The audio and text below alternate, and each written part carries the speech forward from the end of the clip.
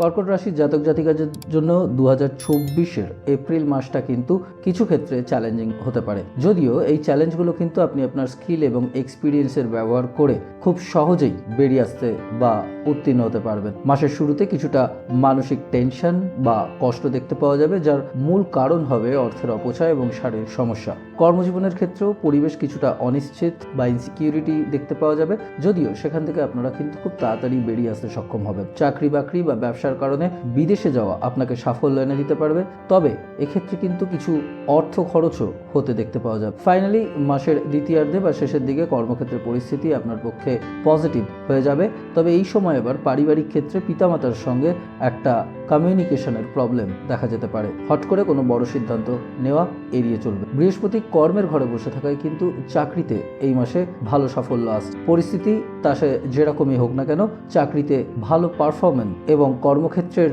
Environment আপনার পক্ষে থাকবে। ভালো কাজের জন্য কর্মক্ষেত্রে সুনাম এবং সমাজেও অনেক অংশে সম্মানিত হবেন। আয়ের ব্যাপারটাও ধীরে ধীরে উন্নত হতে দেখতে পাওয়া যাবে, যার কারণে আর্থিক অনেক সমস্যার সমাধান আপনারা নিজেরাই করে ফেলতে পারবেন। দাম্পত্য জীবনে কিছুটা টেনশন থাকতে পারে। জীবনসঙ্গীর স্বাস্থ্যের অবনতি বা আপনার শ্বশুর বাড়ির কারোর স্বাস্থ্যের অবনতিতে টেনশন বাড়তে পারে। প্রেমের জীবনেও কিছুটা সতর্কতা রাখতে হবে যাতে আপনাদের মধ্যে তালমিল বজায় থাকে। যাই হোক, মাসের শেষের দিকটাতে পারিবারিক পরিবেশ কিন্তু আবার পজিটিভ হয়ে উঠবে। নমস্কার, কালপুরুষ অ্যাস্ট্রোলজির পক্ষ থেকে সকল দর্শক শ্রোতা বন্ধুদের অনেক অনেক ধন্যবাদ এই ভিডিওটি দেখার জন্য। চন্দ্র রাশির সাপেক্ষে এপ্রিল 2024-এর রাশিফলের এই আলোচনায় আমরা একটা সাধারণ বিশ্লেষণাদি দিয়ে জানতে চলেছি কর্কট রাশির স্বাস্থ্য, শিক্ষা, কেরিয়ার, অর্থ এবং পরিবারের মতো বিভিন্ন বিষয়গুলি সম্পর্কে। ভিডিওটি ভালো লাগলে অবশ্যই লাইক, শেয়ার এবং চ্যানেলটি সাবস্ক্রাইব করবেন, যাতে এরকম আরও নানা আলোচনা নিয়ে আমরা আপনাদের কাছে সহজেই হাজির হতে পারি। প্রথমেই শুরু করা যাক কর্মজীবনের দিকটা দিয়ে। কেরিয়ারের দিকটা কিন্তু এই মাসে চমৎকার হতে চলেছে। মাসের শুরুতে দশম ঘরে বৃহস্পতি এবং বুধের সাথে কর্মক্ষেত্রে আপনার সৎ বা অনেস্ট দিকটা কিন্তু সবাই দেখতে পাবে, যার কারণে আপনার কাজের অবস্থার কিন্তু ব্যাপক উন্নতি ঘটবে। নিজের অভিজ্ঞতাকে পুঁজি করে কঠোর পরিশ্রম, জ্ঞান এবং বুদ্ধি লাগিয়ে আপনারা আপনাদের কর্মস্থানে নিজেকে প্রতিষ্ঠিত করতে সক্ষম হবেন। আপনার করা সমস্ত কাজই চমৎকার হবে। কাজে কোনো ত্রুটি না থাকার কারণে আপনার মনোবলও বাড়তে দেখতে পাওয়া যাবে। সিনিয়র অফিসার বা বসেরা আপনার কাজের প্রতি বেশ খুশি হবেন। স্যালারির ইনক্রিমেন্ট বা প্রমোশনেরও যোগাযোগ আসতে পারে। যারা ব্যবসা করছেন তাদের জন্য কিন্তু এই মাসটা মোটামুটি থাকছে। যে কোনো ক্ষেত্রে ইনভেস্টমেন্ট করার সময় সতর্কতার সঙ্গে না করলে কিন্তু সমস্যা হতে পারে। যারা পার্টনারশিপে ব্যবসা করছেন তাদের এই মাসে কিন্তু পার্টনারদের সঙ্গে কিছু সম্পর্কের অবনতি দেখা যেতে পারে। যাই হোক, এই বিষয়ে নজর রাখবেন এবং মাথায় রাখবেন যে পার্টনারশিপে যে কোনো ইস্যুই কিন্তু আপনার বিজনেসের ডেভেলপমেন্টকে অনেকটাই স্লো করে দিতে পারে। ওভারঅল বলতে গেলে যারা চাকরি করছেন তাদের জন্য একটা আনন্দের মাস, আর ব্যবসায়ীদের কিন্তু একটু ধৈর্য ধরে সতর্কতার সাথে ধীরে ধীরে সমস্যাগুলোকে নিয়ে এগিয়ে যাওয়ার মাস।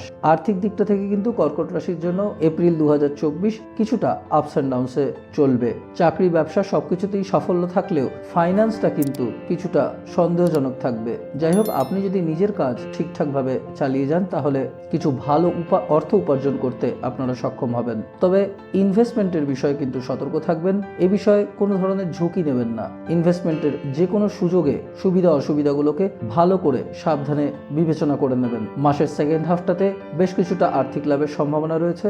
অর্থের বিষয়টাতে আরও কিভাবে উন্নতি করা যায় সে বিষয়ে ধীরে ধীরে চিন্তা ভাবনা করার জন্য এই মাসটা আপনাকে আগামী মাসগুলোর জন্য অনেকটাই সুযোগ দেবে। স্বাস্থ্যের দিক থেকেও কিন্তু এপ্রিল 2024 অতটা পজিটিভ থাকছে না। মাসের শুরুতে শনি ও মঙ্গল অষ্টম ঘরে থাকায় যে কোনো ধরনের দুর্ঘটনা বা অপারেশনের সম্ভাবনা থাকছে। যারা মার্চ থেকেই কোনো অসুস্থতাকে টেনে নিয়ে চলছেন তারাও এই মাসটাতে একটু সাবধানে থাকবেন। পথে ঘাটে বা যানবাহন ব্যবহার করার সময় সতর্কতা অবলম্বন করবেন। অন্যান্য শারীরিক সমস্যার মধ্যে যেমন ব্লাড প্রেশারের ওঠানামা বা রক্ত সম্পর্কিত সমস্যা কিন্তু আপনাকে বিরক্ত করতে পারে। স্বাস্থ্যের যত্ন নেবেন, স্বাস্থ্যকর খাবার খাবেন, শরীর চর্চাটা চালিয়ে যাবেন। নবম ঘরে রাহু, সূর্য, শুক্র, তারপরে মঙ্গল এবং বুধ মাসের সেকেন্ড হাফটাতে নবম ঘরে আসাতে আপনার সাথে আপনার পিতারও কিছু স্বাস্থ্য সমস্যা দেখা যেতে পারে। যাই হোক, সমস্যা বড় থাকলে অবশ্যই ডাক্তারের সঙ্গে কনসাল্ট করে নেবেন। প্রেম, বিবাহ, ব্যক্তিগত সম্পর্কের দিকটা দেখতে গেলে এই মাসে কিন্তু রোমান্টিক লাইফটাতে কিছুটা চ্যালেঞ্জ থাকছে।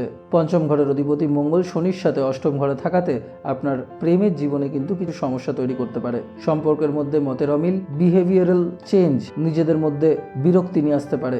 এছাড়াও স্বাস্থ্য সমস্যা আপনাদের মধ্যে কিছুটা হলেও দূরত্ব তৈরি করতে পারে। তাই এই মাসটাতে একে অপরকে খুশি করার সাথে সাথে একে অপরের যত্ন নিন। বিবাহিত দম্পতিদের জন্যও কিন্তু সপ্তম ঘরের অধিপতি শনি অষ্টম ঘরে যুক্ত মঙ্গলের জন্য কিছু সমস্যা তৈরি করবে। বিবাহিত জীবনে জটিলতা, জীবনসঙ্গীর আচরণের পরিবর্তন আপনাদের সম্পর্কে অনেক বিরক্তি নিয়ে আসতে পারে। একই সঙ্গে স্বাস্থ্যের অবনতি বা শ্বশুরবাড়ির পক্ষ থেকেও স্বাস্থ্যক্ষেত্রে কিছু সমস্যা দেখা যেতে পারে। যাই হোক, মাসের সেকেন্ড হাফটা কিন্তু অনেক বেশি পজিটিভ থাকছে এবং প্রেম এবং দাম্পত্য জীবনের যে অসুবিধাগুলো সেগুলো অনেকটাই কমে যেতে দেখা যাচ্ছে।